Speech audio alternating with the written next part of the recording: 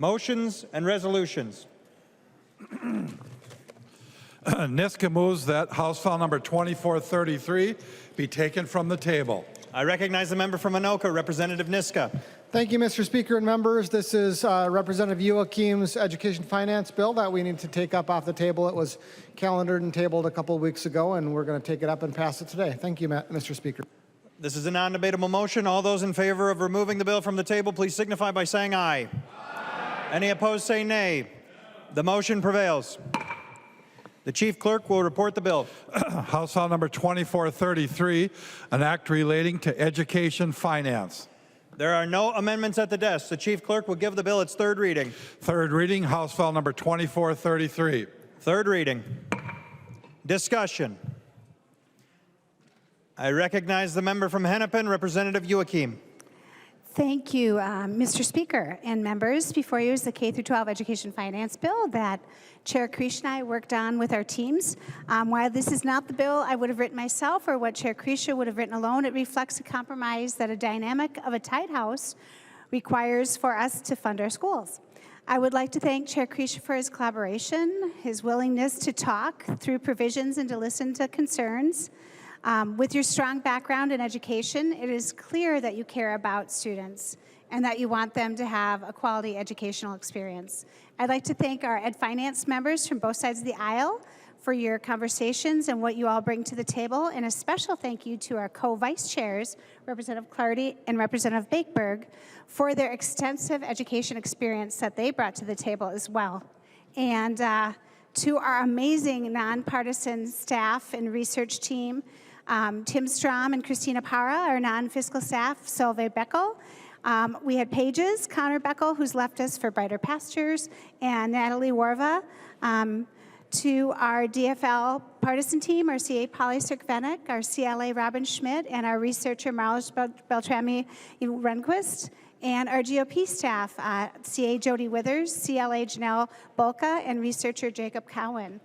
Behind the scenes, we also have reviser Cassandra Rooney, and we can never forget the media, Barry LaGrave and Brian Basham, that make sure that our communities can see us, hopefully later and not in the middle of the night. So, with that, members, with this bill, you all know we had a target of $40 million in the first biennium and a zero in the tails. The $40 million was dedicated to the READ Act when we were given the bill. And while we've made great progress in the 23-24 session, in both finance and policy, there is still more to do to meet the growing needs of our school districts and our teachers and our students. I'd like to thank the leadership team for a positive target on the READ Act, but a zero target the tails did not allow us to provide a lot of increased investment in our schools. But what we were able to do with this bill is to provide some flexibility in funding streams that the districts have been asking for while protecting the integrity of what the funding streams were intended to be used for. I'm happy that we're able to protect the major provisions we put in place last session and to keep policy changes to a minimum, which Chair Creech will go over.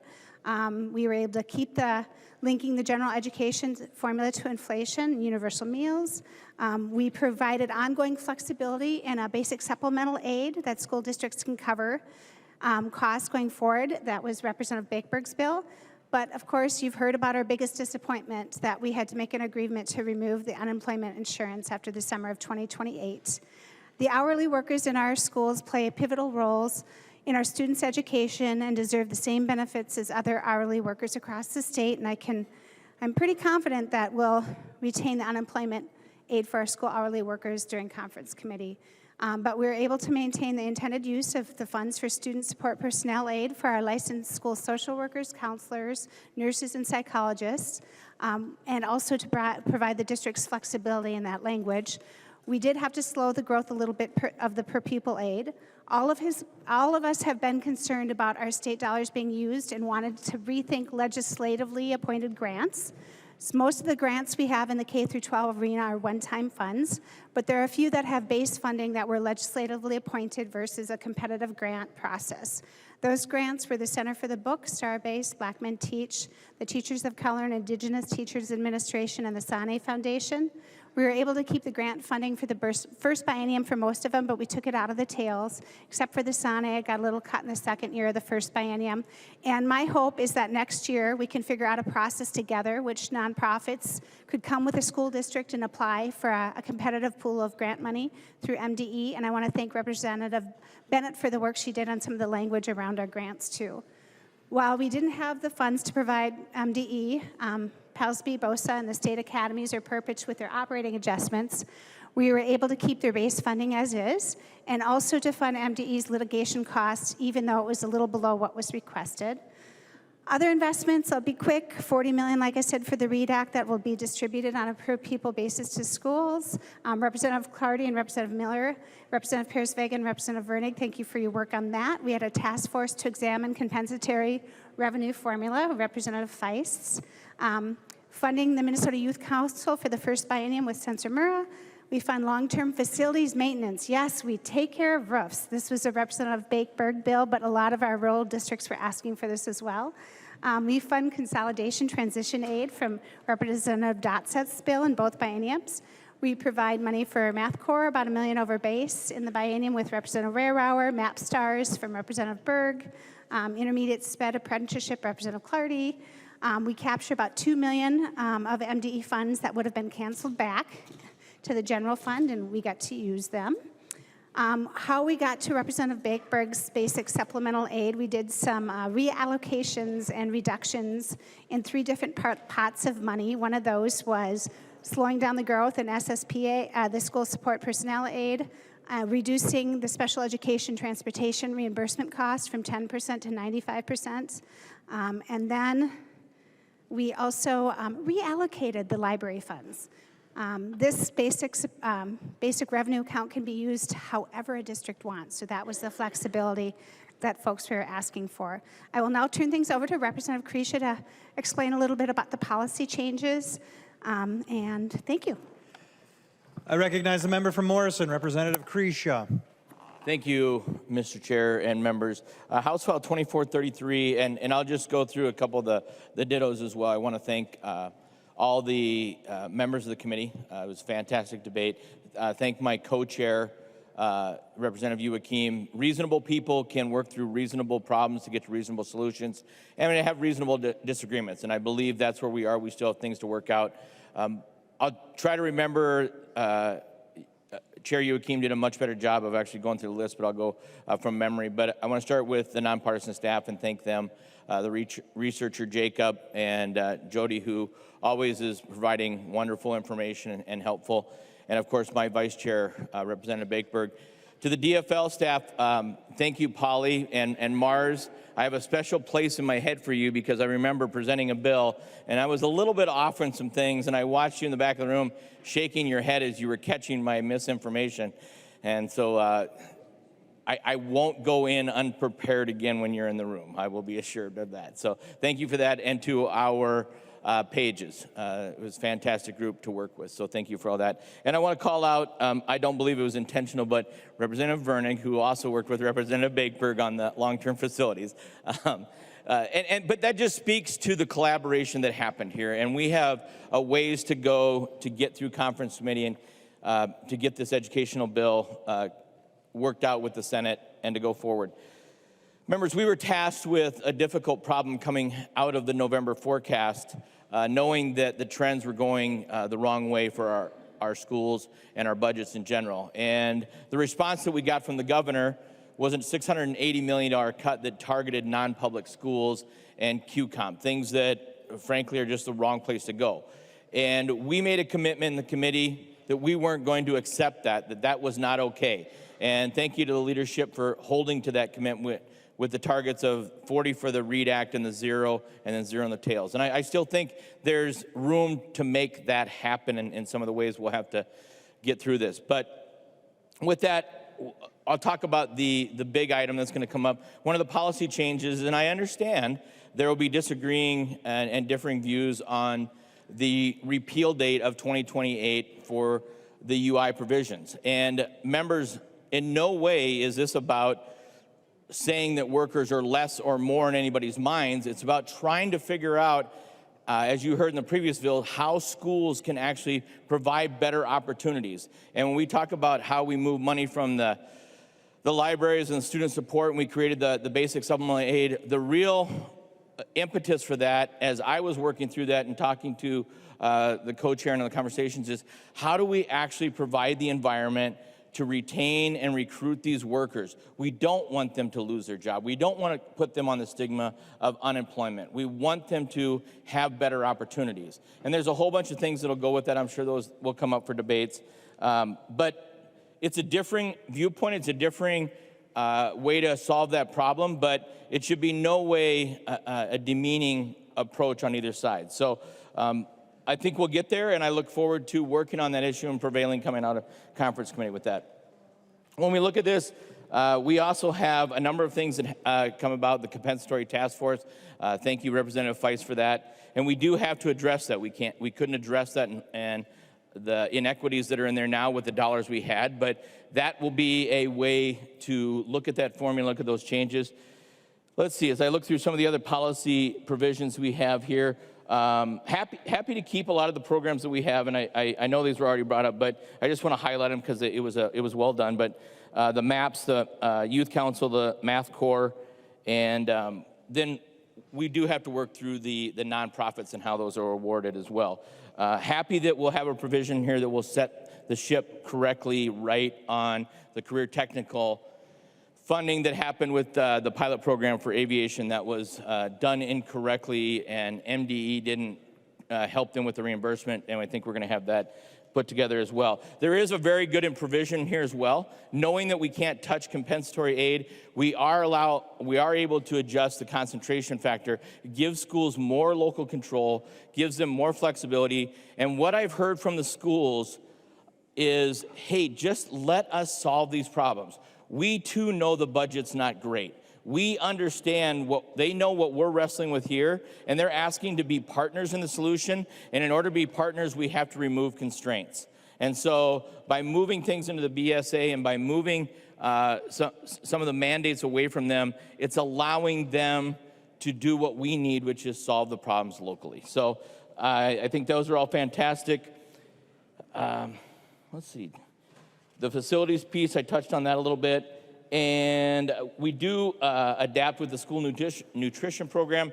We're going to be dealing with that conversation over and over with the lunch program as it is. Those dollars cannot be used for anything else.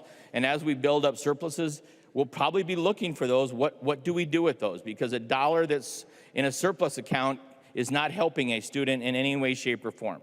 So that will have to be addressed sooner rather than later, and we'll see where that goes. But we do comply to the federal government, which is starting to release some of that. And hopefully that will give some schools some clarity on that as that comes up. So there's going to be lots of, summer electronic benefit transfer, which it's a very small amount, but it was a very clever solution. And the idea was this money's out there, let's just let the schools have it and deal with it, and let's not keep laundering money through MDE. That's a great idea. They get it wrong, as you heard. So I think that the more we put this in the hands of our schools, let them solve the problems, the better this is. So one quick thing, when we talk about moving the money out of the libraries fund or the student support, we made sure that we're not in any way, shape, or form telling them how to spend the money. If you still believe as a school district that library support personnel or any other is the priority, then by all means use that money for that. We're just saying don't put it into that bucket where you can't tap into it. So we allow that money to go forward and backward, up and down, however they need to spend that. And I think we're going to have some more robust debate on this. We're on third act. I know it's Friday as well, so I'll just end there rather than just closing the bill and ask for your vote, but we'll get to that. I recognize the member from Dakota, Representative Hansen R. Thank you, Mr. Speaker. And I rarely speak on education bills, and I will not be robust. I am going to talk just about an issue that affects my district, my home district in South St. Paul, and it's on the compensatory aid. And there are going to be members on both sides that are going to vote for or against this bill. They're going to like certain things or not things. And I am going to take the risk of voting for this bill on the basis of hope. And my hope is that Chair Joachim and Chair Krisha can continue their partnership in working to try to find a solution for compensatory aid.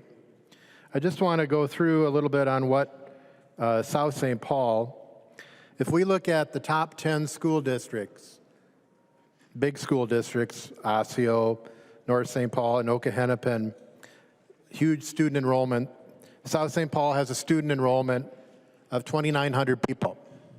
South St. Paul's school district is Special District 6. The school district is the same as the city boundary. It's one of a few that have that. It has a cut of $1.5 million in compensatory aid if nothing is done.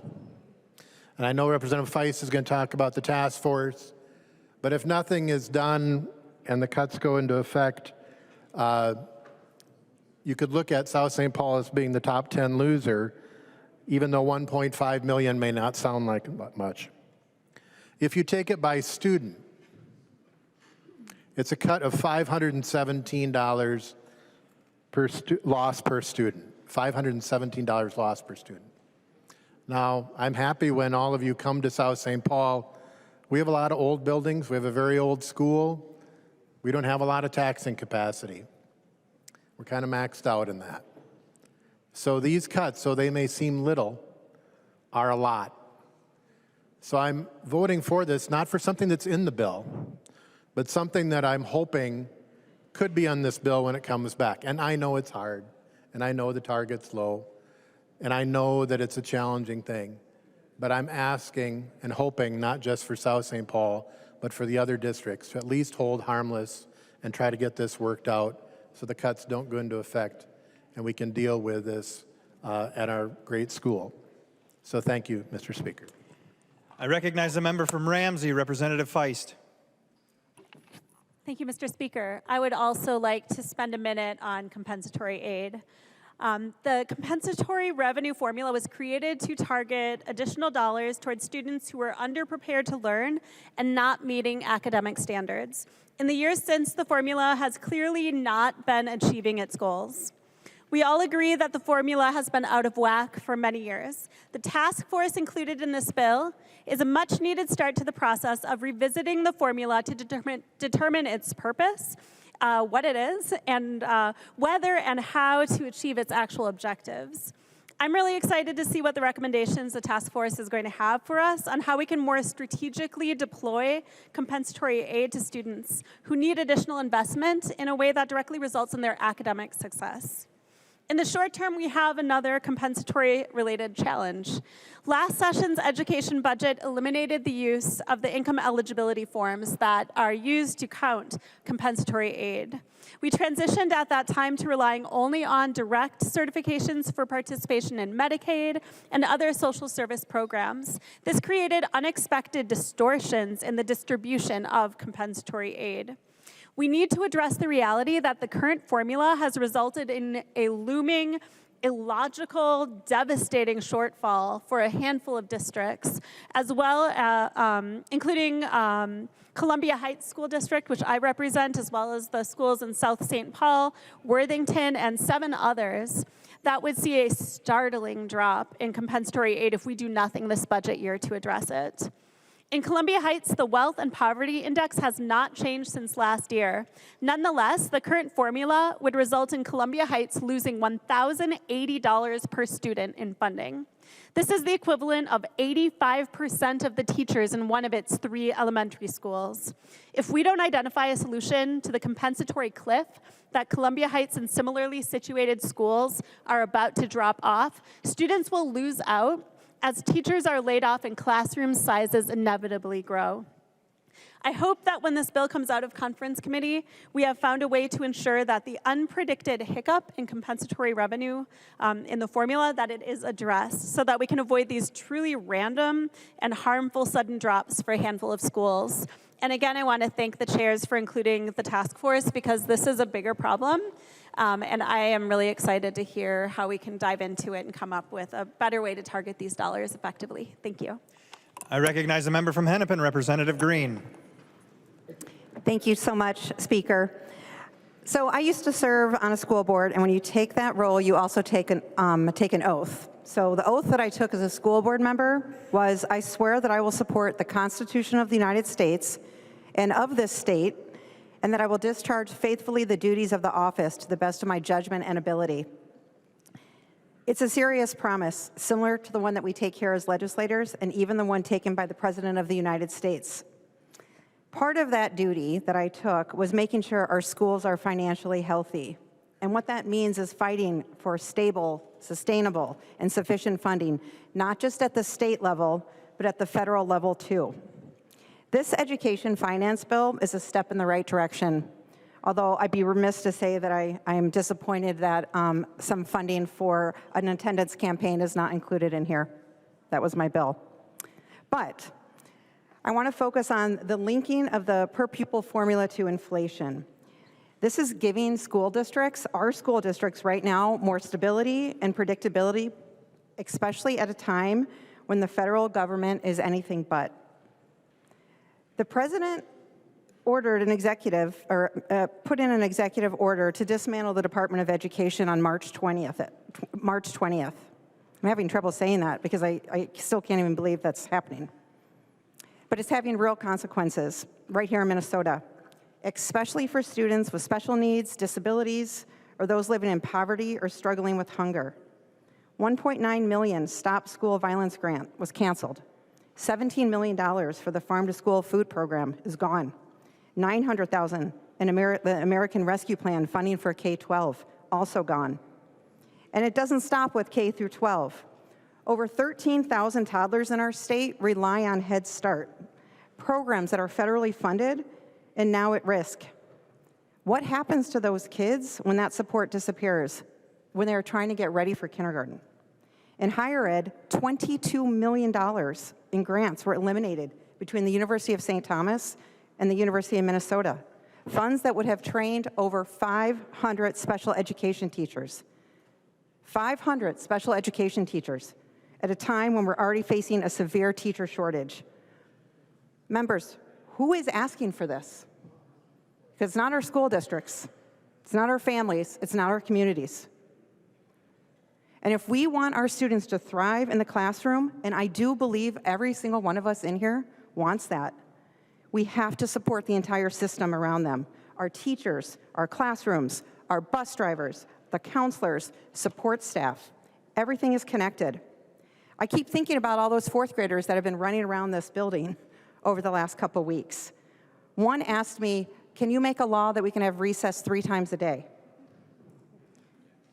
And the student who spoke at the literacy rally last week that said, the READ Act has had such an impact on me that sentences now make sense. That's pretty raw as a middle schooler to share that in the rotunda. And our pages. I had a wonderful conversation with our pages that were here this week, and their curiosity, how this place works. And then there's the quiet kids, the ones who are struggling that we just can't see. What happens to them when the $1 billion in federal funds for school-based mental health services disappears? Because guess what? That just happened.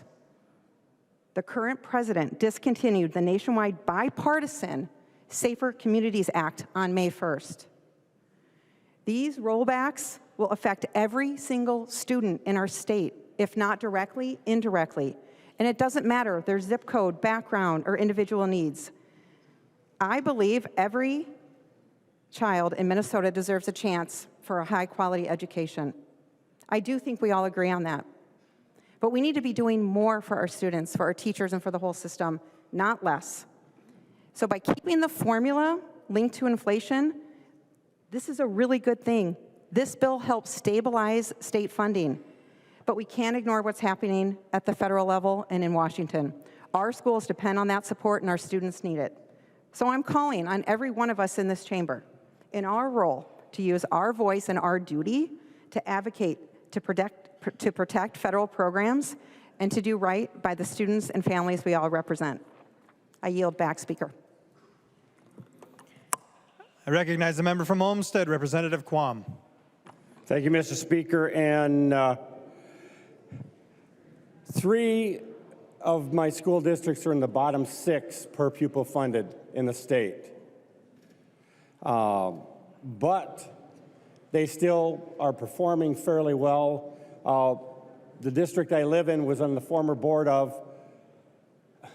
They are in the top 5 in 3 of the categories, you know, the read at, math at, you know, those type of things. However, they, like many of the school districts around my area, are cutting staff because the last budget ended up costing them more than what they got. So they cut teachers. And we hear all this about, you know, the formula and other things.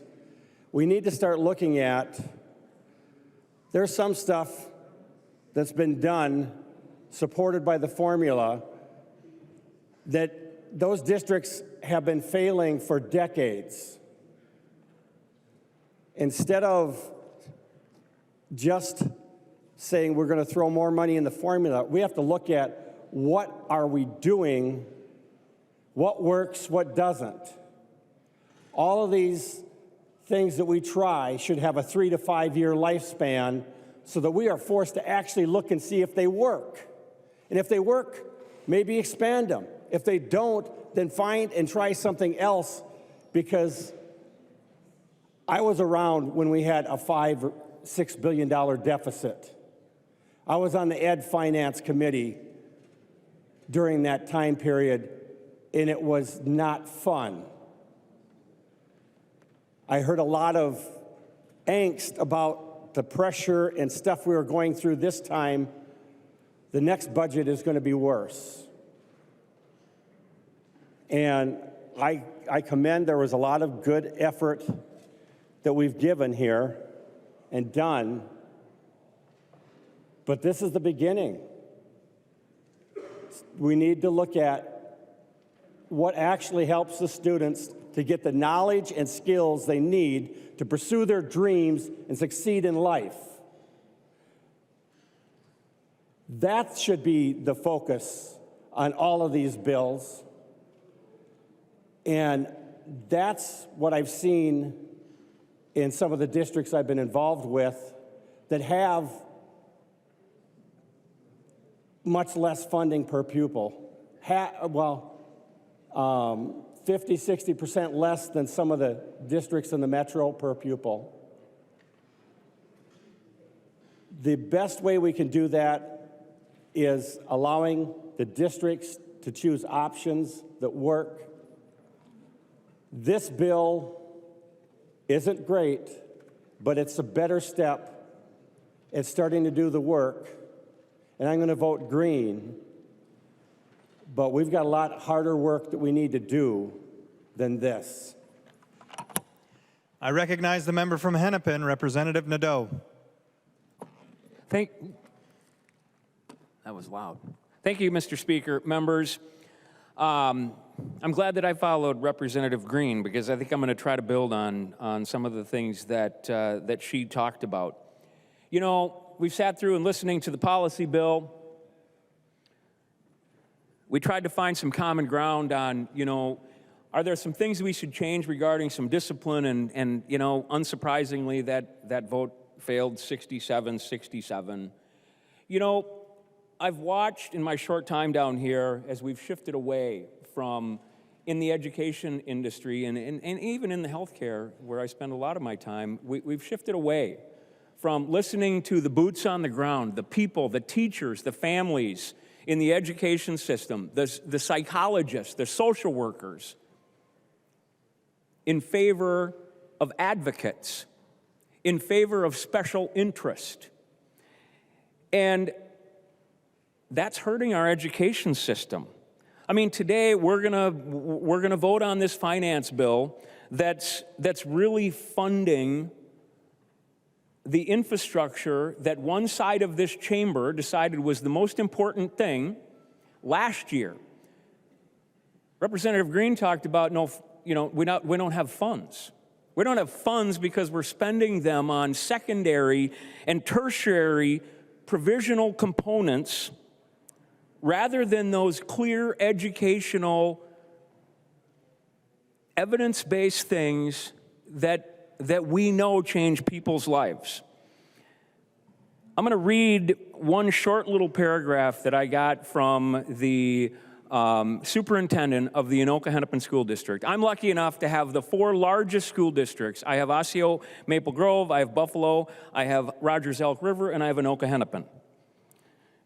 I'm reading, the rising costs of providing services and additional new requirements that are not permanently funded are placing a strain on our budget. Our district has already cut $14 million in Phase 1 and 2 budget reductions and reallocations, affecting approximately 300 positions in the district and administration, and faces an additional projected $16.7 million in reductions, that hundreds of additional staff layoffs that will impact class sizes, programs, and student supports. To put into perspective, the 2.74% inflationary on the formula would cover the costs of projected unemployment insurance and paid leave expenses only. The historic investments that we made in education are costing Anoka-Hennepin $30 million in reductions.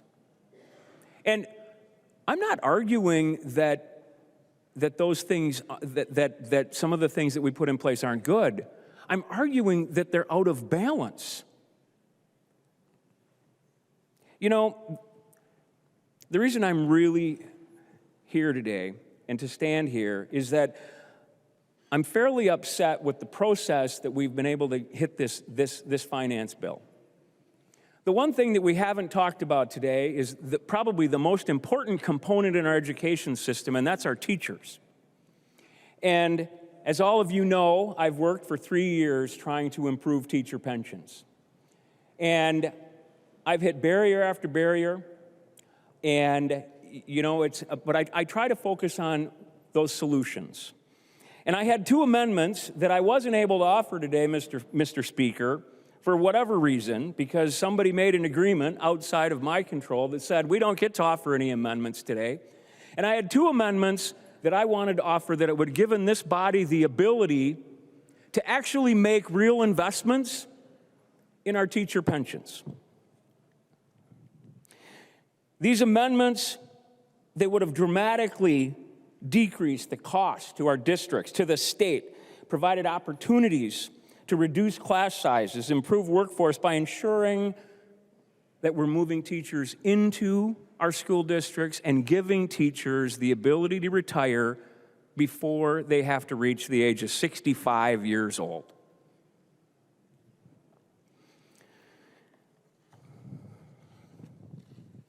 With a few exceptions, the last of the Tier 1 teachers, these are teachers that started teaching prior to 1989, June 30th, 1989, are going to start retiring in June of 2025. You know, for all other teachers, the Tier 2 teachers, the eligibility for an unreduced pension today is not going to occur for an additional 9 years. The cost that school districts are going to continue to have based on these high teacher salaries, making them stay longer, are literally going to break their budgets. There's been an enormous amount of work that I've done with superintendents and teachers, and I've talked to thousands, trying to determine, what are those solutions that we can offer. You know, and we've done an enormous amount of work calculating the cost to schools. And I'm happy to give this analysis to people. It was a superintendent from Rockford who did a lot of this work, Superintendent Riddle Hoover. And over the next 9 years, school districts are going to pay an additional $2.8 billion for the teachers that are unable to retire. So we can talk about how bad the federal government is. We can talk about how important it is to fund unemployment insurance. We can talk about how, school districts can't, shouldn't be able to discipline kids. But the fact of the matter remains is that our school districts are going to pay this bill regardless. And we haven't made the choices to try to provide other options that respect teachers. And that $2.8 billion, it doesn't even include the additional employer, the district costs of contributing the higher percentage to those high wage earners. Our inaction here, my inability to be able to put an amendment on this floor to take a vote, dramatically increases the cost to districts. Our teacher shortage is no longer going to be a concern because they're not going to have enough money to pay for them unless we make some other drastic reductions. And again, I think Representative Green did a really nice job of pointing out some of the challenges that we're facing from the federal government. I'll stand alongside anyone and fight those, but at the same time, there are things that we can control here if we can set aside some of the issues that we have. We're supposed to come here and find common ground, and I really try to do my best, and I think everyone does. There's no one here that I don't think has the most well intentions. I truly believe that. But we found some common ground, but I think dismissing some of the solutions that we've put out, means testing, universal lunch. I get it. That's Governor Walz's biggest, most important thing. I respect it. But we don't have enough money to fund our system. And putting a 500% cap, families making $156,000 and using that $120 million to fund teachers, I don't think that's a tough vote to take. The other amendment was a QComp amendment. The governor actually recommended cutting that. I know Representative Crecia I don't think supports that. But you know what? The body should have been able to vote on that. Should we take those QComp dollars? Should we move those into? And yeah, I get it. A third of teachers are going to be pretty upset about that. But you know what? That's our job. Our job is to take those hard votes. Our job is to put those solutions out there. And I didn't have that opportunity today. And you guys didn't have that opportunity to vote me down either, or vote for me. And that's what I think is wrong today, Mr. Speaker. I think it's amazing how far this side of the aisle has come when it comes to education, when it comes to teachers, when it comes to pensions. And I think we've worked hard to try to see that this is a nonpartisan issue. And we'll continue to work on those. I have high hopes that in the next few days, the Pension Commission is going to meet, and I will hopefully have some better luck there. But members, I want to thank you, and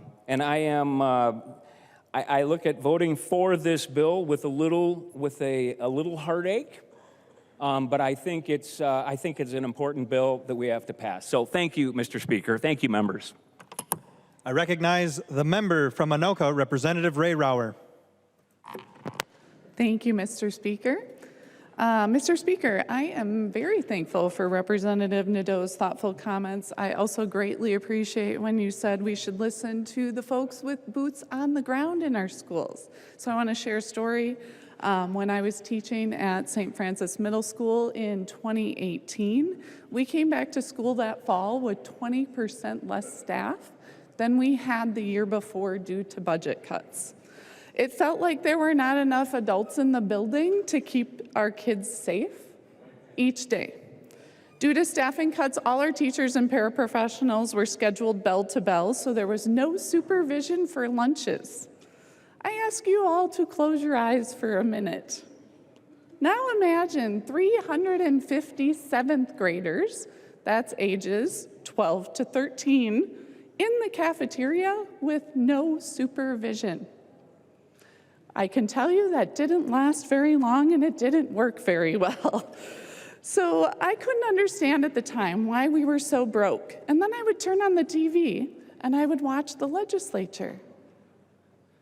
And they would celebrate huge increases because the dollar amounts they passed each year sounded really big. I mean, we're talking millions of dollars, right?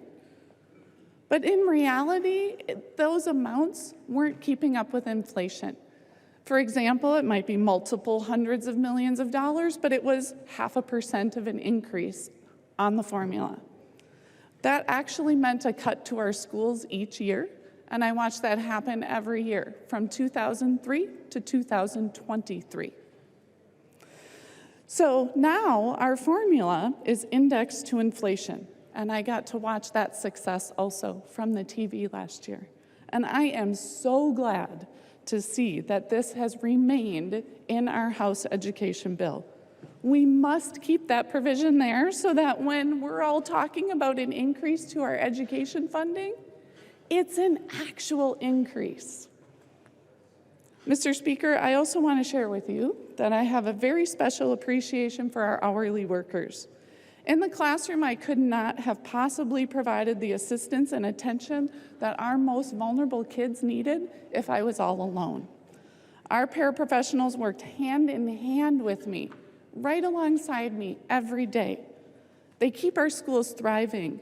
Our hourly workers transport our kids to school safely. They feed our kids nutritious meals. They make sure they're safe. And they work with some of our most vulnerable kids day in and day out. They're often the first person our kids see in the morning and the very last person they say goodbye to as they head into their home at the end of the day. They're special people who want to work with kids. And in middle school, they are a rare person. There's a lot of people not willing to work with middle schoolers. So this is a special skill, and it is skilled labor, just like many other types of skilled labor. Earlier this week, we heard from many folks in this chamber about the importance of unemployment for our workers, how they need to take care of their families, how they get up early in the morning every day, they go to work, and they work hard. I agree. I support those workers. I support all of our workers. Mr. Speaker, I ask that we all support all of our workers. It was a historical injustice that our hourly workers in our schools were specifically excluded from receiving unemployment. It is time to right this historical wrong. It's gone on too long.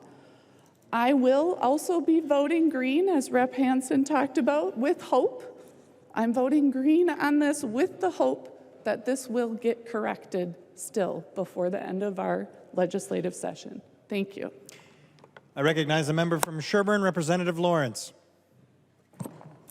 Good evening, Mr. Speaker. Thank you for giving me the opportunity to speak in favor of this bill, and I am speaking in favor of this bill. And I want to start out with just kind of a background. I'm really glad I was put on the Education Committee.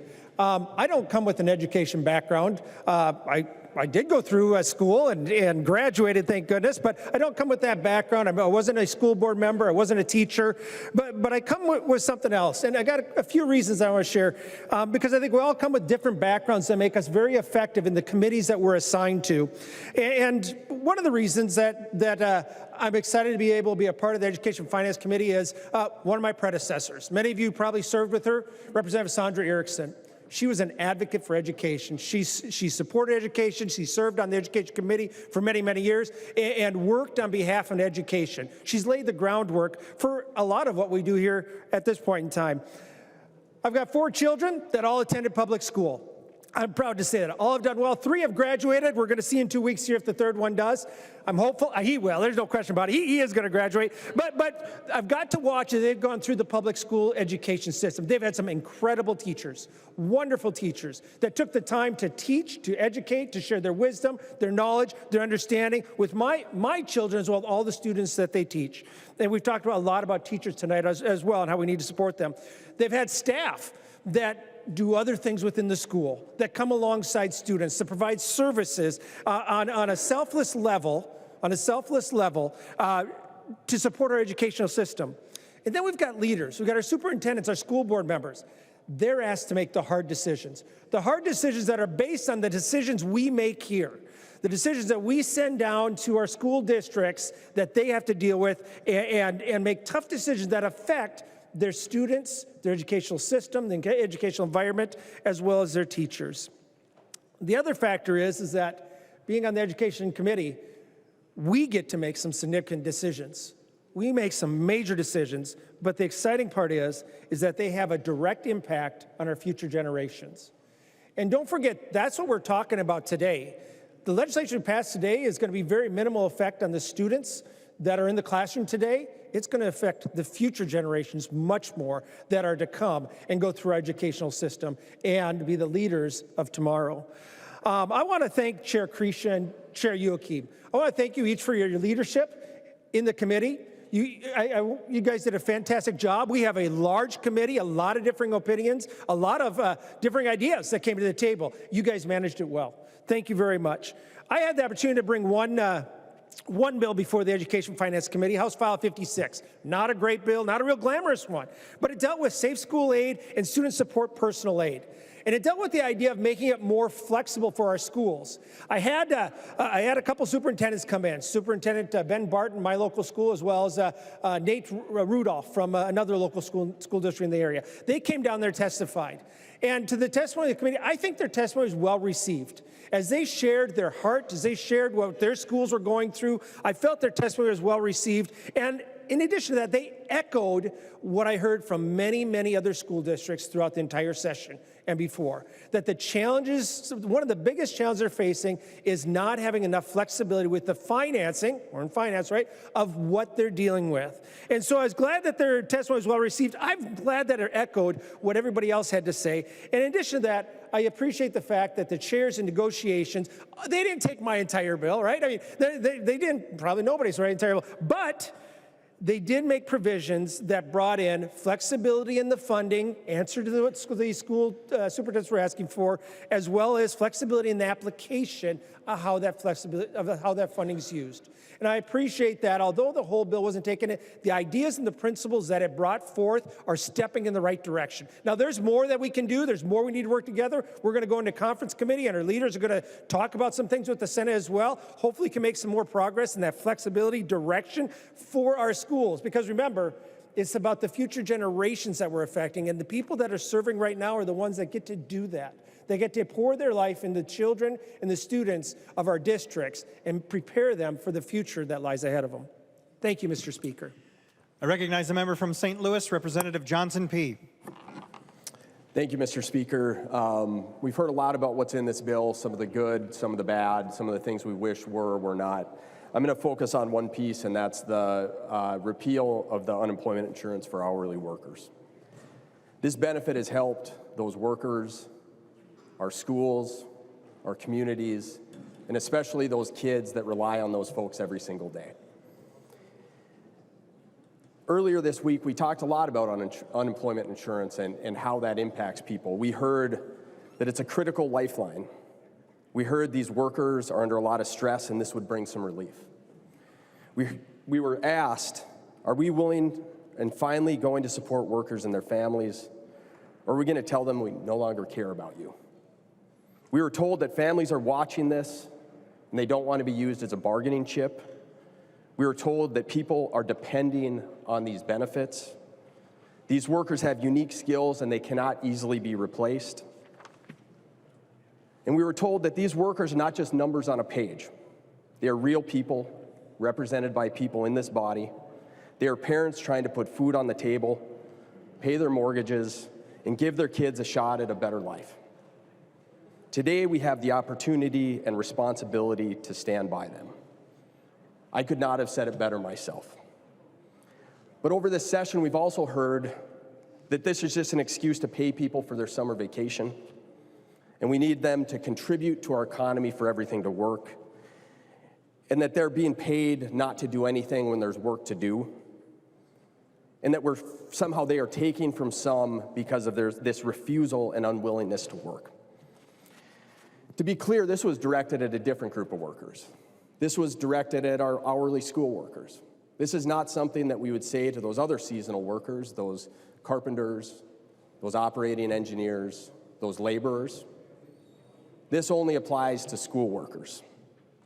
And when I hear this, I hear that we're willing to protect certain workers in certain areas, but at the same time, we're willing to shame and degrade workers who also want to rely on that critical lifeline.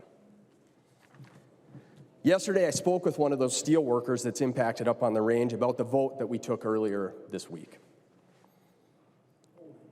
and how many of the folks that expressed how important this benefit was for him and his coworkers, and at the same time, they were trying to strip it away from a whole nother group of workers. And his immediate response was, why would they do that? Those workers deserve it as well. He gets it. He understands that by lifting up one group, you don't lift up one group of workers while stepping on another group. That does not make you pro-worker. My union brothers and sisters have heard this time and time again, and I'm sure the rest of you have heard it as well. An injury to one is an injury to all. And in more clear terms, what that means is that when you come after one group, you're coming after all of us. And I understand that we have to pass this bill off the floor today. And I understand it's going to have this terrible language in it. But I hope that this language does not come back, because I don't want to see this again. Thank you, Mr. Speaker. I recognize the member from Freeborn, Representative Bennett. Thank you, Mr. Speaker, and I'd like to say a few words about this bill. It's been a pleasure to be on the committee, Chair Joachim and Chair Kresha. I love that there's local control in this bill. I love that there's funding flexibility and mandate relief. I'd like to just speak a little bit about the mandate relief portions. I wish they could have gone further for our schools, but it's a step in the right direction. We have dollars that were mandated for specific spending, now made flexible in this bill, where schools can spend it on whatever mandate or area that they need in their particular school. That local control is important. I'd like to say a little bit something about the unemployment insurance repeal and this mandate in the beginning, because I think it's really sad that we are being given the caricature that somehow we on this side of the aisle hate workers, don't value these workers, because that is so far from the truth. I, for one, for 33 years, worked alongside of paraprofessionals, bus drivers, lunch workers, and all of them, custodians, support personnel, and value them greatly. We are not against this particular mandate because we don't like those workers or don't value them. We're against it because we believe we should be focusing on employment opportunities, not on unemployment. And we can do that. There are creative ways to help schools figure out how to offer employment opportunities for all of these 9-month workers, because they are valued. But we're locking them into one way, and when you dig down into it, it doesn't make sense because of what unemployment really is. So I want to see, and my colleagues on my side of the aisle want to see us offer employment opportunities and focus on that, not on unemployment. And I'll just say a moment, I thank you to the chairs for including these fraud protection components. It was part of a bill that I had, and I appreciate those. We're requiring for nonprofits that MDE would terminate payments to nonprofits if they fail to maintain timely reports, and IRS tax exemptions and things that they should be doing. So appreciate that too. We know fraud's a huge issue, and anything we can do to stop it and protect taxpayer dollars is incredibly important. So thank you very much, and I will let somebody else add on to the pile here. I recognize the member from Washington, Representative Hill. Thank you, Mr. Speaker. Today I rise in an effort to bring attention, like my colleague, Representative Johnson, just did, to the component that concerns unemployment insurance for our hourly workers in our schools. These are folks that show up every day. They're dedicated. They care about our kids. And I think it's important for me to point out, and forgive me, committee members, because you heard some of these words in committee. It's important for me to point out that we can't do what we do in our schools. We can't do it without with all of these people not supporting the effort in doing the great work that they do in service to kids every single day. And people come to mind. You heard me in committee talk about Lori Smith, who brought tears to my eyes when we talked about the Universal School Meals Bill and the great work she does in St. Cloud and how she went above and beyond when she was offered summer employment during the pandemic to make sure that meals got delivered to the kids who needed them. I didn't talk about Butch, but Butch was my middle school bus driver. Butch was really impressive to me because I'd never seen a manual transmission school bus before, and he was gifted with it. In 7th grade, I was terrified. He welcomed me onto the bus. I got to sit up front because, you know, the little guys have to sit up in the front of the bus because the cool guys are in the back. And Butch influenced me in so many ways because he always had a compliment, a warm smile for every single kid that got on the bus. He also influenced me in other ways. I thought Butch had cool boots. And when I got my first job picking pumpkins, I spent that first paycheck on boots like Butch's. Okay. Shelley is an office worker, does clerical work. And she runs one of the school offices in the school where I work. And she always welcomes students who may be dysregulated, maybe having a tough day. She welcomes them with a smile. She makes them feel welcome. She calms down kids day after day after day. That dedication shows in every interaction she has with the students that she meets there in her office. And there's tens of thousands of workers like this across our state.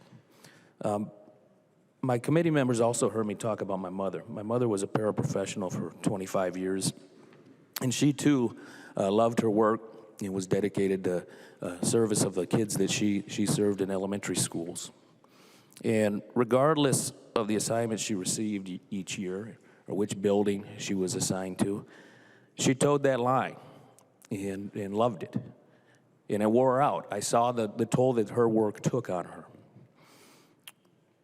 Every spring she'd be pink-slipped and left to wait until mid-August, wondering if she would be hired back the following school year. She was never offered work in the summertime. She was also what was known in her district as a 5-9er. She was only offered to work 5.9 hours a day, so she wouldn't be offered full-time insurance benefits. 6 minutes a day. The difference that would have made for her, for our family, for so many paraprofessionals, because more than 70% of the paraprofessionals in the district at that time were 5-9ers. These people deserve a lot more respect. And I was so proud of the work that we did to get unemployment insurance on the books for our hourly workers. And I will not stand by and see that sunsetted. And so I can't support this bill. I want to thank our chairs. I want to thank Representative Joachim, Representative Krisha for their great work. Also our Ed policy chairs, Representative Pryor, Representative Jordan and Representative Bennett for their incredible leadership as well. Thank you. I recognize the member from Mauer, Representative Mueller. Thank you, Mr. Chair, and thank you, members, for a good discussion on this bill. You know, I have a lot to say about a lot of things in this bill, but I really want to focus on Article 11. And Article 11, which is normally in every other education bill, Article 3, which is the READ Act, but was shifted over here. This is a really, I'm so passionate about literacy. I'm so passionate about reading. And we know how important it is. The work was started last year, 2 years ago, and it became something what it shouldn't have been. But there are so many people on both sides of this aisle that are passionate about reading. And we know how important literacy is because it literally is a game changer. If you're looking at people who are in the incarceration system, oftentimes can't read. Looking at people who are in poverty, so oftentimes they can't read. We know generational change happens when people can read. And that means we have to get this right. We have to get this right. And for years, we have had charlatans telling us, charlatans, I use the word, it happened, just for you, Jody. We had charlatans telling us that balanced literacy was the way that we can teach people how to read, and it was false. And we knew it was false, and yet we have people who had vested interest in keeping it the same. Vested interest in keeping it the same. And we have told loud and clear, and we have joined millions around the country saying status quo wasn't enough. Only 50% of our children learning and reading at grade level, not enough. And this started 2 years ago. And as Chair Jordan said when I was sharing House File 877, we're going to be talking about the READ Act until it's right. So in Article 11, I'm very, very proud to have worked with Representative Clarity. And we have several really amazing changes to Article 11, the READ Act. It starts with a clear definition using the word science of reading, because those who can't use the word science of reading don't actually believe in the science of reading. If you can't say it, you're not doing it. I don't care how many pretty languages you put around it, it's the science of reading.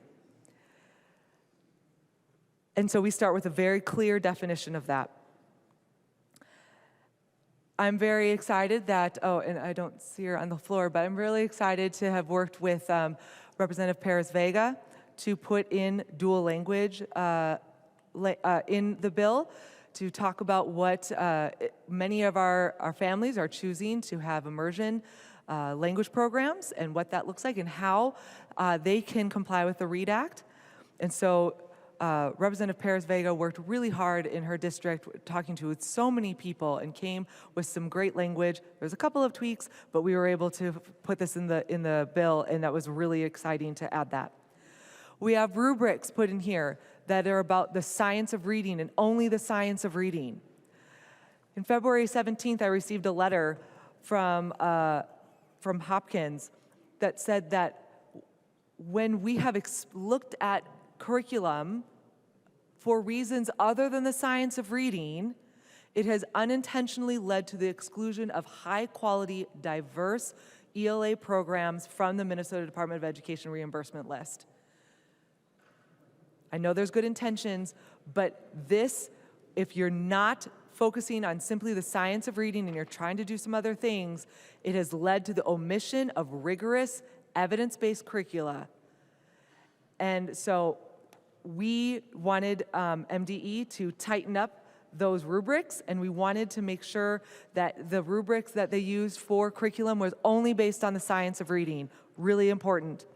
We end the relationship with Carey. We have put a lot of money into Carey, and frankly, much of that money needed to go to our school district. And so while they were able to do their work for this last 2 years, frankly, our schools found it more of an impediment than an aid. And so rather than continue a relationship with someone that had that our school districts were not finding helpful, we eliminated that relationship, and we put the money back towards our schools. We have expanded options for professional development for our teachers so that they're able to get the professional development that they need to learn in the science of reading. And we also have in here an assessment to make sure that our teachers, okay, everything's gonna fall off my desk, to make sure that our teachers are learning in the science of reading. You know, when you talk to your principals, one of the things that's the most frustrating is that they are so excited about making sure that we implement the science of reading with fidelity, but we have heard from our own teachers that they are not learning it in teacher prep school. And so now you hire the teacher and you have to retrain them, Mr. Speaker. Not helpful. And so our next step, members, is to really be able to go after and make sure to hold our teacher prep schools accountable to make sure they're teaching our teachers in the science of reading. I told in our committee the provision that we have in this bill to make sure that our teachers are being trained in the science of reading is a multiple way of showing that. Representative Clardy and I were very, very conscious of making sure that our teachers had a very performative and very a wide variety of ways to show their mastery of skill. This wasn't like Mississippi. In Mississippi, where we saw the greatest gains, by the way, but in Mississippi, they required all their teachers to take a 4-hour paper pencil test. Okay? Now, Representative Mueller does not do well with paper pencil tests. However, if you give me my training and then you ask me to do something, I'm going to show you that I show mastery of skill. And I'm going to show you that. And so we made sure that we had a way for a teacher to show mastery of skill that isn't a paper pencil test, but is an independent measure of our teachers to make sure that our principals, when they're hiring them, know they know the science of reading. I think this is again, not exactly what everyone wanted, but this is a really good next step as we're trying to make sure that our students are learning in the science of reading. And members, we know it's working. We know the science of reading is working, and it's because I got to go visit Monroe Elementary School. Monroe Elementary School actually made the shift over to the science of reading before it was mandated in the READ Act. Monroe Elementary School has 26% English learners, 16% special education, and 50% free and reduced lunch. They have a wide variety of students from all sorts of different backgrounds. And when they decided to use the science of reading, the results were life-changing, groundbreaking, I would like to say.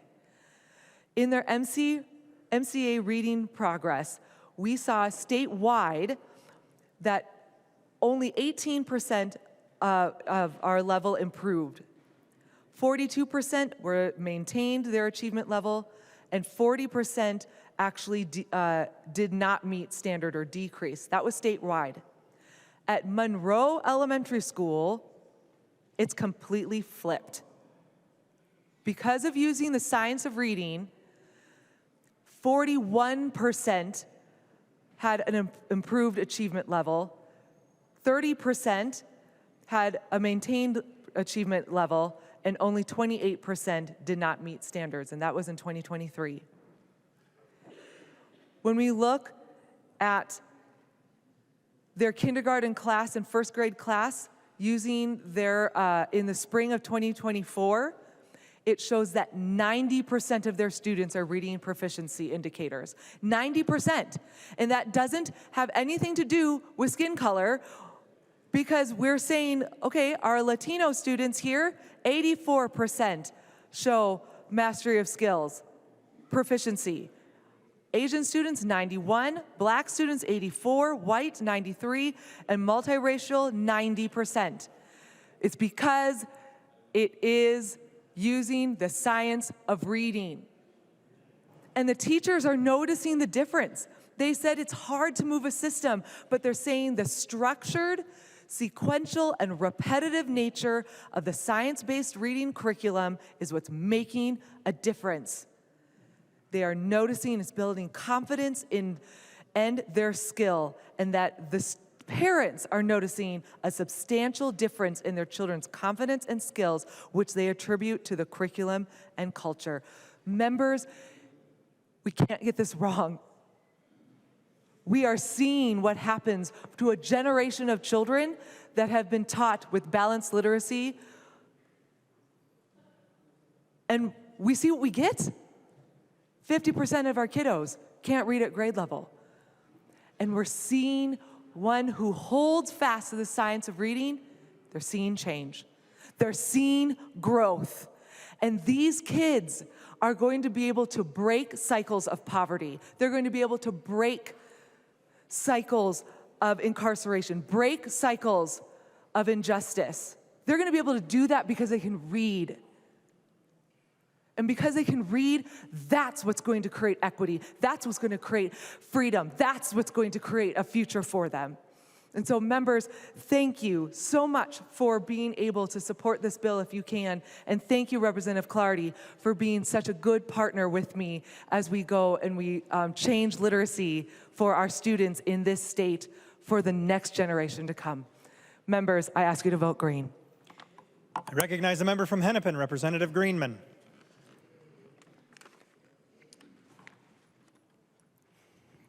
Mr. Speaker, I rise today to oppose this bill because it repeals the essential lifeline for Minnesota's most vulnerable workers. I oppose this bill because if passed, it would introduce an enormous amount of uncertainty for the workers who feed, who educate, who drive our kids to school, and for the kids, the parents, and the schools who rely on them.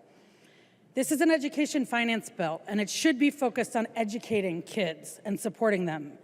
But this provision in the bill repeals unemployment eligibility for Minnesota's bus drivers, our paraprofessionals, our educational assistants, and our food service workers, and that isn't about teaching kids to read. It isn't about supporting the health, safety, and well-being of our kids. In fact, it is taking away economic security from the educators and the workers who do just that.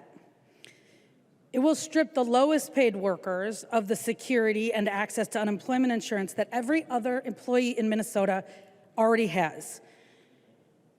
In the last 2 years, hourly school workers have had access to unemployment insurance. The policy has provided economic security for those workers and workforce stability for our schools who are relying and retaining those valuable staff. Just ask the paras, the bus drivers, the food service workers, and the parents and the teachers in your communities. If you've been on education or on workforce committees in the last 3 years, you've heard a lot of them come in and testify. You've heard their stories. But before you vote today on whether you're willing to take away access to unemployment insurance for these workers, I'd like to share a few more stories. Kristen from Elk River says she's been a special education paraprofessional for almost 20 years. I do not have a temporary job. I have an important and essential job. From the moment your kids step into the bus until they arrive home during the day, at the end of the day, they are protected and cared for by people like me. I do not make a great deal of money doing this work. My income, including my summer job and unemployment benefits I've been able to collect for the past 2 summers, is barely enough to meet costs of standard in my community. My unemployment benefits, were only half of my regular pay, help me and many other hourly workers in supporting and providing for our families. It allows us to continue coming back year after year to do this important work. Courtney from Zimbrota, Masepa. This summer was the first summer I had the opportunity to collect unemployment. Instead of working 3 jobs this summer, I was able to work 1. The unemployment was such a huge help, it was amazing. This is the first time I ever felt recharged after summer and not completely exhausted. Also, new this year wasn't the same staff turnover. Everyone returned. In my 12 years, that has never happened. I know, because I'm a mentor every year, Talking to other paras of all about this summer, it has been one message. We are very thankful for the additional opportunity. Unemployment is a huge asset to paraprofessionals. And Kat Briggs, who has been in almost every hearing testimony long before I got to the legislature, from ISD 196. Driving a bus is not an easy job. We're driving a one-room schoolhouse through traffic. During the summer months when there's no summer school, I received an unemployment check that amounted to approximately half of my weekly earnings during the academic year, which is modest. If the legislature takes away my unemployment insurance, there is no way I can continue in my job. It will be economically impossible. I will have to resign.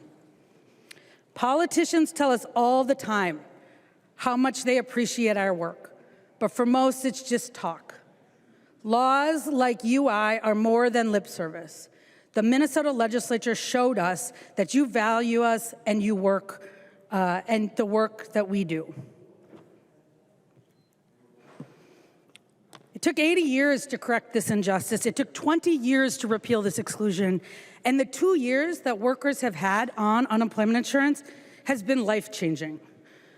But this lifeline, this life-changing bill is repealed in this provision because Republicans insisted on taking it away from people, taking away worker protections, taking away benefits, and taking away power from workers. So here we are. You can take your vote today, but this unemployment insurance repeal will not become law. It won't become law because DFLers in the Senate and the governor and the House won't let it happen. Those who fought alongside these workers to get this will not allow it to be stripped away from workers. But that doesn't mean your actions today and your vote don't have consequences. They do. These essential workers listen to what you say. Some have been listening for 20 years, and they hear how people talk about them. Bus drivers have heard you dismiss their jobs as temporary and seasonal. Lunch ladies hear you tell them, well, you signed up for this job because you knew you wanted the summers off. Paras and educational assistants heard you brush off their economic security, and I quote, as paying for people to stay home and not educate kids.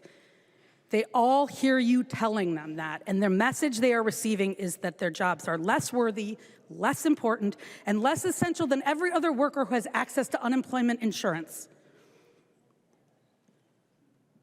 They have not chosen to be broke in the summer. But I want to make sure that my voice is loud and clear to reach folks outside the chamber, outside the dome. You are valued, you are respected, and you are essential to us and to our schools and our communities, and most important, to the next generation, the most precious resource, as Kat Briggs calls these kids. As long as I am in the legislature, I will use the power I have to ensure that we are creating more rights and protections for workers, not taking them away.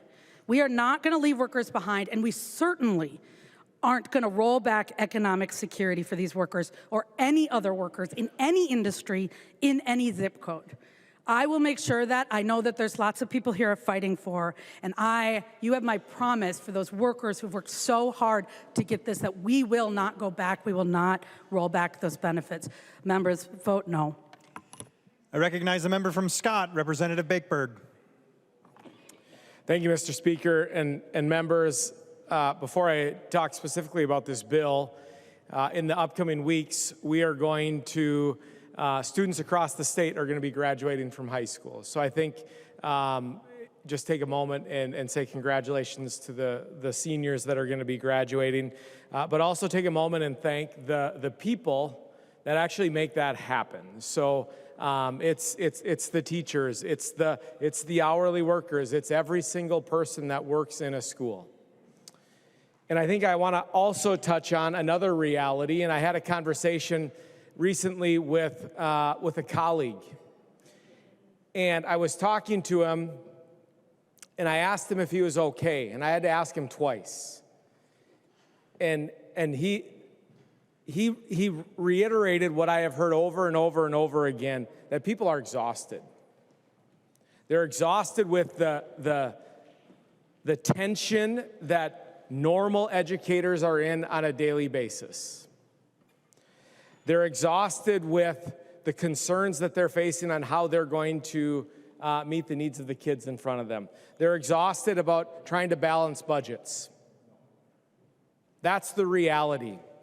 So whether it be UI or any of the other mandates, our educators have to actually implement what we pass. Okay, it's not just a lit piece. It's not just doing this or that. Every single person, regardless of your political party, I think we can agree that we respect the people that have made it so those kids walk across the stage. Let's just put the political stuff aside and agree to that. We have a different perspective on UI, okay? I want people to have jobs. Superintendents, over 70 superintendents sent an email to many of us. And they talk about the shift of unemployment costs back onto school districts is simply not sustainable. I understand that it was funded. We're going to talk about that more in a little bit, but that is a choice. That is a choice to fund that, and we're not funding other things. One-time dollars. One of the things I've heard consistently from schools is we need dollars to implement the READ Act with fidelity. We need flexibility to make that happen. And that's one of the things that I really appreciate about this bill. It's not perfect. Okay, the bill is not perfect. It is not what I would have written. We would have put way more money into basic supplemental aid. It wouldn't have been shifts. We would have taken Meyer's bill for universal meals and put $112 million into basic supplemental aid. That would have been flexible for districts to spend. We would address pensions. Okay, I get that's outside of it, but we would have used the education budget to do it. We could have done all of those things, but it is a choice of this body. So I am going to vote green. I'm going to support this. And then I'm going to go back to my school, and I'm going to have to implement whatever we pass. I am going to have to figure out, from my principal lens, how does this work? How does this roll out? And it's time that we start listening to the actual educators. I've heard both sides say that, so let's actually do it. And if you do that, you're going to hear three things: funding flexibility, mandate relief, local control. That is what you'll hear. You'll hear it in different terms, in different ways, but overwhelmingly, you're going to hear, can you just provide the funding to us and let us figure it out for our local district? The basic supplemental aid is a start to do that. It is a start to do that. We can look at in conference committee all of the different buckets of money that are $1 million here, $3 million there, and we can just shove it into basic supplemental aid and say, you know what, schools, we're going to provide you the funding, we're going to provide you the flexibility, and we're going to get out of the way. That is the only way we are going to address the financial crisis our schools are in. Okay? I encourage a green vote to this imperfect bill. It's not perfect. It's not what I would have written, but it is a good start in a positive direction to help support our schools. I recognize the member from Ramsey, Representative Lee Kay. Thank you. Today, along with my Democratic colleagues, I rise to share why I will also vote no on House File 2433. Similar to Rep. Hill and Rep. Greenman, I cannot support the bill with the repeal of unemployment insurance for education support personnel, otherwise known as ESPs, because ESPs are essential for student success, and we cannot afford to not give them economic security. You've heard from my colleagues that hourly workers drive our students safely to school and prepare breakfast and lunch so that they can learn. But what hasn't been said is that in some cases, they are the difference between life and death for students with special needs. ESPs help support student success in so many ways, and this is why we cannot leave them behind. I know well because my mom has been an hourly ESP for more than 30 years at her elementary school. Today, I am proud to vote no for her and all of her colleagues. In the 30 years that she worked at her elementary school, my mom saw her students grow up and send their own kids back to learn. During that time, she made home visits, found jackets and clothing for her students in need. And on a larger scale, she grew the school plant sale into its annual fundraiser and has curated many other school-wide events. Today, because of her tenure, my mom finally makes a living wage. But my siblings and I had to rely on reduced price school lunch because she did not get a living wage while we were growing up. And because it's timely, I also want to share that because of these low wages, I was on Minnesota Care as a child for a couple years. I share this to remind all of us here that the decisions we make here have a direct impact on workers across the state. When we make policy decisions, they have massive ripple effects. So whether it's a decision to take unemployment insurance away from workers, or to take paid leave from workers, or to take health care away from workers, our decisions can have good or devastating consequences in the lives of families across Minnesota. That is why when we make decisions, we should expand options for families, not reduce them. We should ensure more economic security for all workers, not less. I'm certain that no one expected a child like me, who was on reduced lunch and Minnesota Care, to ever be here to share my story and my mom's story. But as someone who beat the odds, I know how important it is to use my power to remind all of us here that as legislators, we have so much power. We have the power to change things. Each and every one of us have the power to create more options for our constituents, mine and yours. So I want to remind each of us that we can and should use that power. Our colleagues on the other side claim that they're only concerned about finding funding for UI. I want folks to understand that we can work together and find funding for it then. And as legislators, we have the power to expand the pie. Don't shirk away from your own power. The House has the power to raise revenues. This bill does not provide that solution, and so that's why I'm voting no. We can choose to protect unemployment for hourly workers and fund our schools. This bill does not do that. And so I'll close by saying that for all the hourly workers listening, know that we are still fighting to protect unemployment insurance for you and all your other rights that you're due, because we know you are some of Minnesota's hardest workers. Thank you. I recognize the member from Anoka, Representative Niska.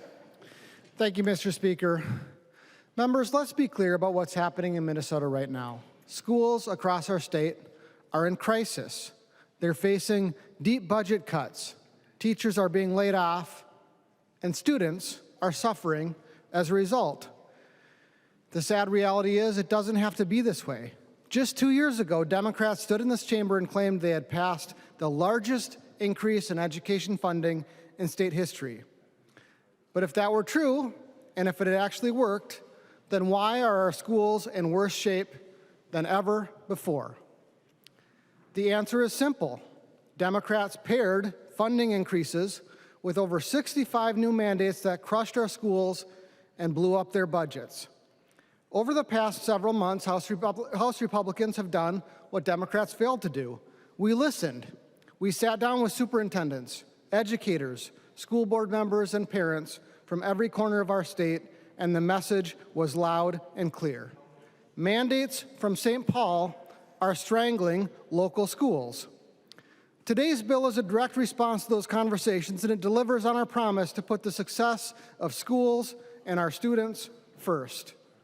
Members, today we're delivering the mandate relief, at least in part, that our school leaders have been pleading for, the funding flexibility so they can do what they do best, educate students. We do this by unlocking more than $150 million in basic supplemental aid, funding that schools can use to meet their unique individual needs. We're doing this because we believe that local school leaders know best how to spend this money, not politicians in St. Paul and not bureaucrats sitting in an office hundreds of miles away. We're also sunsetting the seasonal worker unemployment insurance mandate, which is a costly and unnecessary burden that is bankrupting school budgets, forcing districts to make impossible choices like lay off teachers, and will lead to skyrocketing property taxes across our state. This bill also protects educational freedom.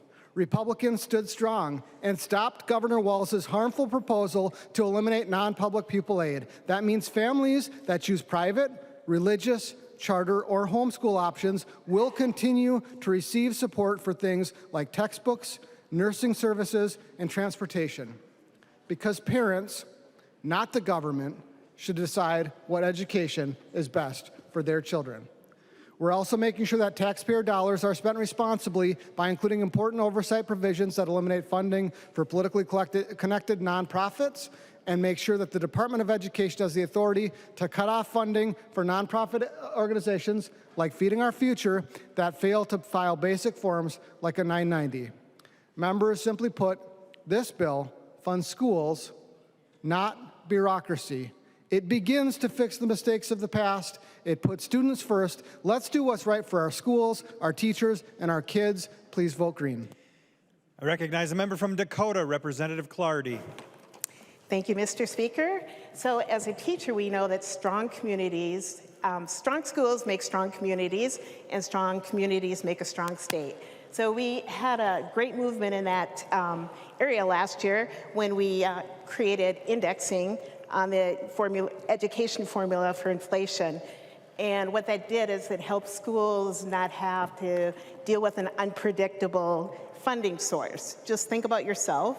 You probably know what you are bringing in and what your bills are. So now we put the schools in that position where they can do that. So far too long, school districts across Minnesota have been forced to basically stretch those dollars, even though other expenses were continued to increase, such as supplies and staffing and essential services. So inflation's also put a pressure on school districts to have to increase class sizes and use fewer resources and make difficult decisions on programming. Indexing the formula to inflation provides stability and predictabilities to our school, which basically gave them a safeguard. We must continue to stand with our schools, and not just in words, but we need to do it with our actions. We need to continue to provide them with reliable funding that reflects the economic reality, and because when our schools thrive, Minnesota thrives. Thank you. I recognize a member from Morrison, Representative Creasha. Thank you, Mr. Speaker, members, and I know the hour is late, and I'll just get through a couple of the points I've been thinking about. Thank you for the debate. Thank you for getting us to this point. But let's talk about some of the realities of what we have. Members, this is the strongest education bill right now that's out there. Way stronger than what the Senate will try to come back with. And members, I'll just say this. This is the easiest vote we have in education right now. If you look at what is here and how we're trying to help schools, this is the best we can do at this point. The vote coming back will be way more difficult. There's a good chance we have a governor that has already pushed us on a cut, a $420 million cut in the tails. The Senate has already tried to remove indexing, which is a terrible idea. Representative Hansen, thank you very much. And I've talked to schools all across, and I've heard those stories. And the reason we're struggling with compensatory right now is because of what exists in the mechanisms. We can't get there with the universal school lunch right now. Mandates like the UI, and in this bill, and we'll have one later where we'll get more funding, but at least in this bill, we tried to hold schools harmless, and the reality is the mechanism. Members, I would go crazy if I allowed the emotional side of me to come out because of the stories I've heard. I get it. But as the co-educational finance chair, to Representative Bakebird's point, all we can do is put into place the best we can, and then the unintended or intended consequences fall from that. Members, whether we like it or not, at some point, and we have a bill later that helps a little bit, the funding for the UI mechanism runs out. That's a reality. The funding for compensatory has run out. The formula was changed with the direct cert, and that has caused problems. Schools are trying to keep up with the fact that the legislature pushes on one side and something else comes out. This is always, we are not in a vacuum. Members, I understand all the stories that we talk about with workers, but from a mechanism, we will put schools in a position where this is truly not unemployment insurance. If you go look at the website and you look at how you apply for unemployment, you have to be looking for jobs. You're not allowed to travel without outside of a commute range, and you have to take a job as it comes. If you misrepresent yourself, and I hope to goodness we don't see this, you will be put up on fraud. And I see a situation where if we don't allow the schools to find better ways to find jobs or expand jobs in the summer and not try to have this hanging out there that, hey, let's just give you half your wages when, let's try to find the best we can for working for you for the summer. I fear that people will, as humans do, get complacent and use this the wrong way. If you already look at the MSBA and other surveys out there, there's already disruptions out there and workers that are borderline how they're going to use this. I don't want that to happen. I do not want a situation where a school gets investigated or a worker gets investigated because they didn't understand the program and it wasn't done right. Members, contractors, schools will use more contractors to get around this. Schools will, because as the dollars shrink, they will look for ways to keep their budgets intact. I will do my best to try to find ways to get the compensatory to be held harmless. I will find ways to hold these schools, but we're going to have to give up on other ideas and mandates that are costing schools too much money. Members, this will be the easiest education vote. I fear the conversations with a governor who's already decided to cut in the tails and a Senate that's already committed to removing the indexing, which I agree with. Imagine not touching compensatory.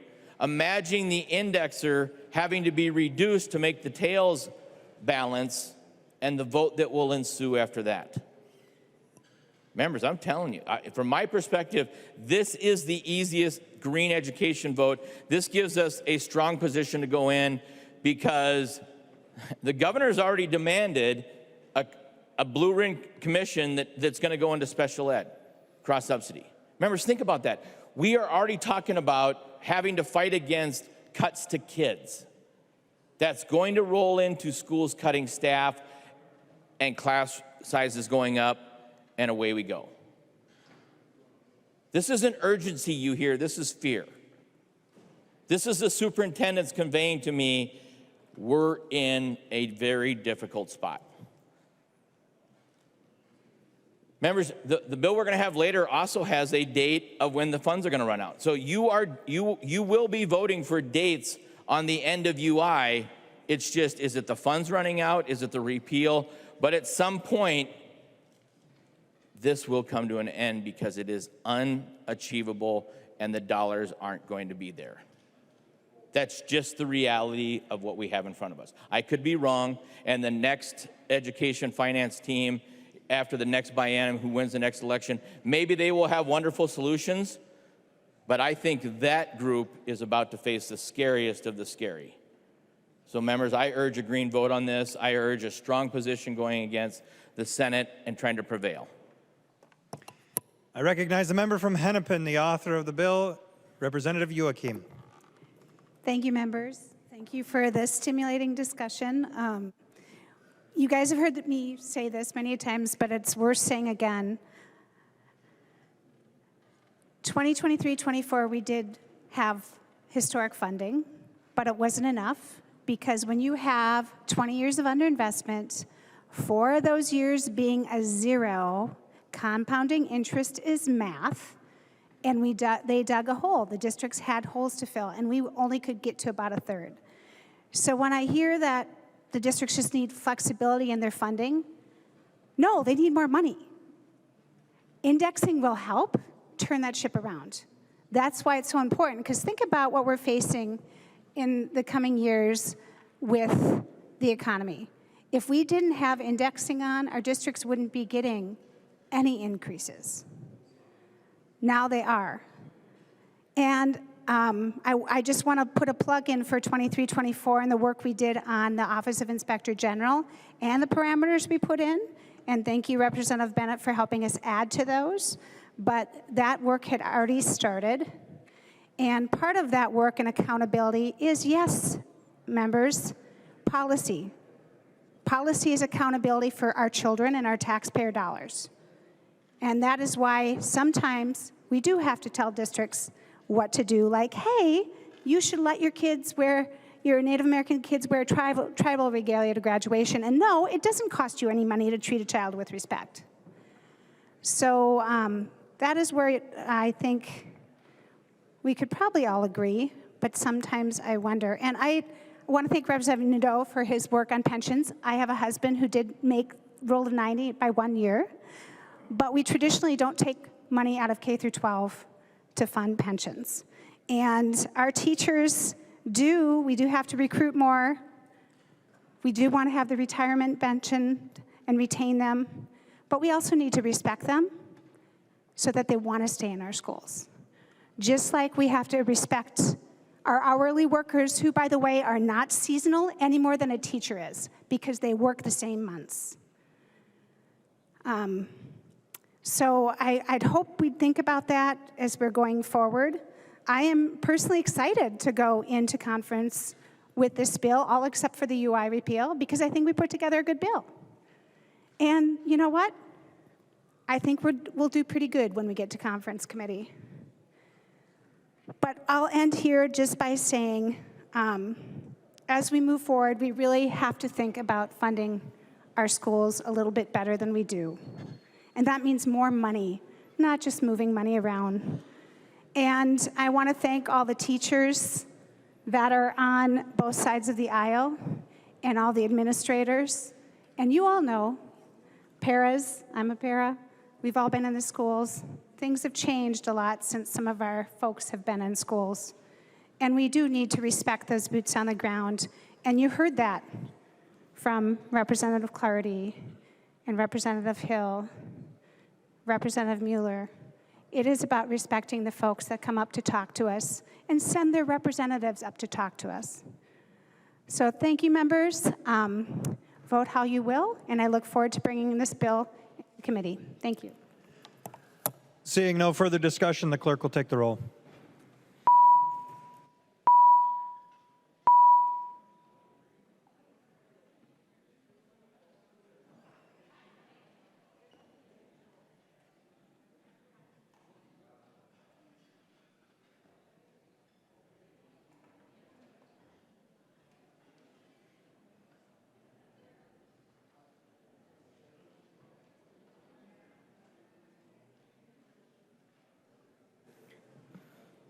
Members, please vote.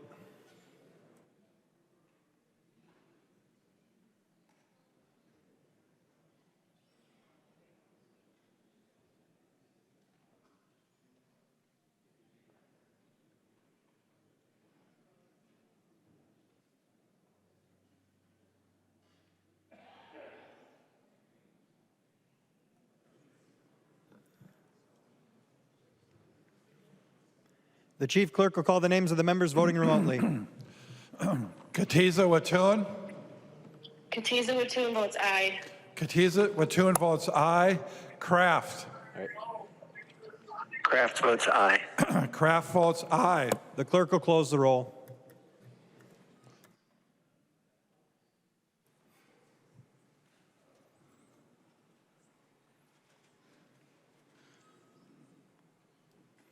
There being 93 yeas and 41 nays, the bill is passed and its title agreed to.